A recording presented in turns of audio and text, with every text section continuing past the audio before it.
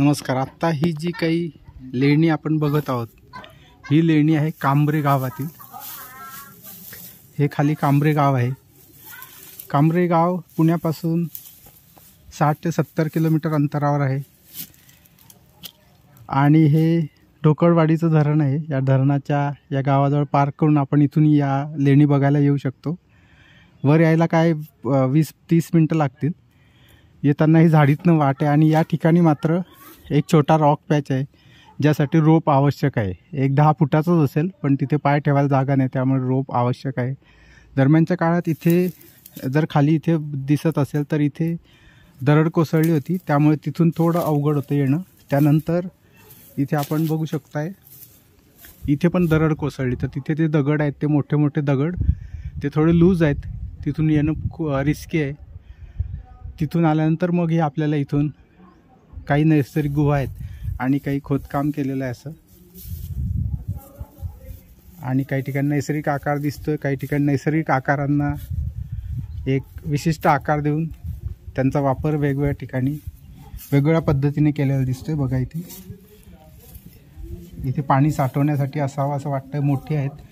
आणि या कांबरे गुहेमध्ये सर्वात वैशिष्ट्य म्हणजे एक भुयार आहे, हे खोदलेलं आहे। इथे आज आमची ट्रेकिंग पलटणची टीम आलेली आहे। आमचा हा 102 वा ट्रेक आहे आणि 31 डिसेंबर 2023च्या वर्षाचे शेवट आम्ही या ट्रेकने करत आहोत।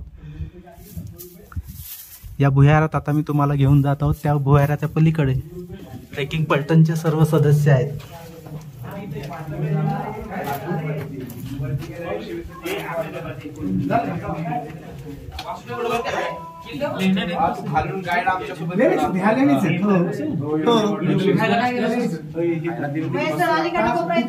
वेगवेगळे स्ट्रक्चर्स आहेत वेगवेगळ्या आकारात। तसं पाहिलं तर हे दुर्मिळ ठिकाण आहेत, खूप कमी पर्यटक येत असतील, पण येणारे मध्ये काही त्रासदायक पर्यटक असे सुद्धा असतात की जे असे नावं लिहून ह्याचं सौंदर्य नष्ट करण्याचा प्रयत्न करतात।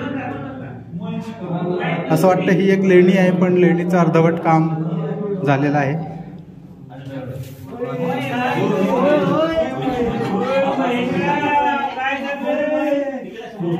नैसर्गिक गुहेला आकार देऊन एक चांगली लेणी करण्याचा प्रयत्न इथे केलेला आहे।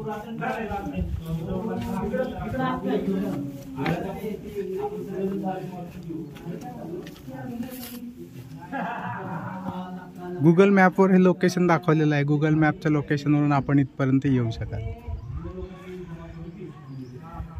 इथून या बाजूने पुणे आहे, या बाजूने इकडे पुढे गेलं तर ढाक बहिरी असेल आणि कोकणाचा भाग असेल, निळशी वगैरे इकडे या साईडला आहे।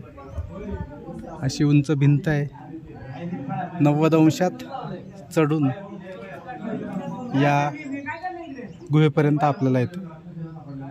गुहेत तसं कोणत्या स्ट्रक्चर दिसत नाही, काही ठिकाणी रिस्की असल्यामुळे रोप लावण्यासाठी हुक लावलेले आहेत।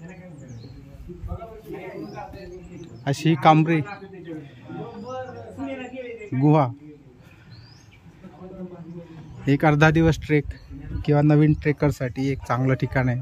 पावसाळ्यात थोडं रिस्की असेल। तो पॅच जो आहे त्या ठिकाणी मात्र आपल्याला रोपची आवश्यकता आहे 10 फुटाच्या पॅचसाठी, अन्यथा तसा सोपा ट्रेक आहे।